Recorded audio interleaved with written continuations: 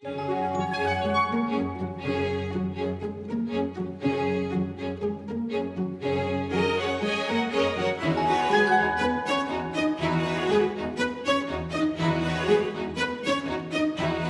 my name is Vladimir Malyavin. I'm working in Taiwan, Tamkang University. I'm a sinologist by training, by background. So my field of interest is China, Chinese culture, and East Asian countries and East Asian political system.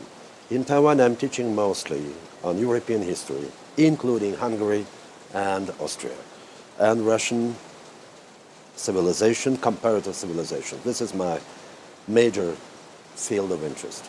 There are many big issues, but I'm a small man, so it would be a little bit incompatible. I'm most interested now in the spiritual values of East Asian civilization on the one hand, but I've come here to discuss the issue of possible Eurasian, what I would call Commonwealth. It's a good English word that I would prefer to union, because it's a commonwealth. It's something that we might have in common, and that would be our common wealth and hope. And I hope I can present an interesting project, both philosophical, political, and anthropological, on the possibility of Eurasian common mentality and common political space, which is different from the West.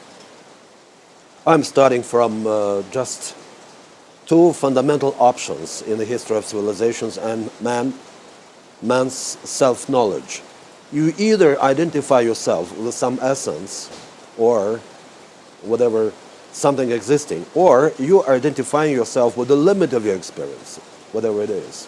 So in the first case, you are Westerner in the sense that you have a strict formal identity. On this identity, what is based is your personal freedoms, rights, responsibilities. You can be a civilian, etc. So you are what you are, which is, by the way, a dangerous thing, because I wonder how can you live on with such an identity. It's complete. It's not a fake, but it's not living. It's not living because you're changing all the time.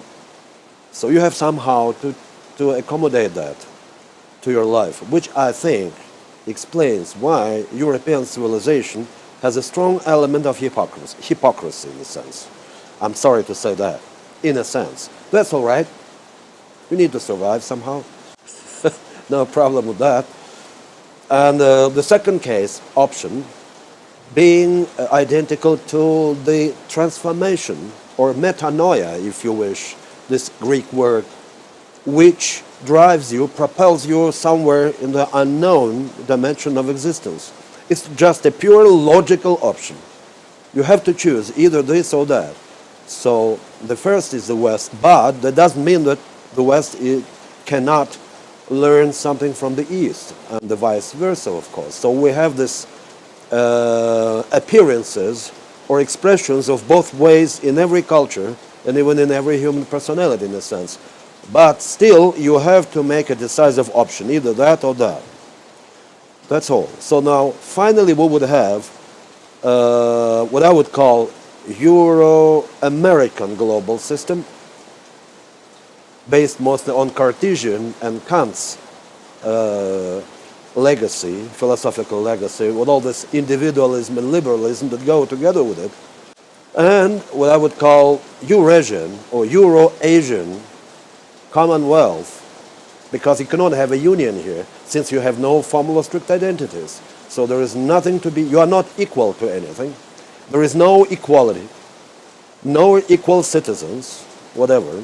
No nation states, of course, because nation is just expanded individuality in a sense. So then you have this global system, which would be just, which would run parallel to Euro-American. So the global world will be the parallel existence, but they are mutually impenetrable. They cannot influence each other or even notice each other in the sense of these two systems. This is my idea that I would like to present here. Now, in the first place, you have self-knowledge and self-identity, but in Asia you have communication and sensitivity. Sensitivity. I think that might be the main watershed between the East and the West. And now, since we have informational civilization, what is important is communication. You don't care much about objective truth, and I think Europeans already have almost given up on their premises themselves. Europe has capitulated even before the enemy would come, but no enemy would come, because Chinese would penetrate the West without making any claim for identity or fame. They would be satisfied living in Chinatowns as they do. And what is a Chinatown? Can you tell what is its political affiliation? Nothing. What are they doing there? You don't know. They're making some fake products, of course, because they will never represent anything original. It's only Europeans claim for originality, because they need to claim. And they think they are original in everything.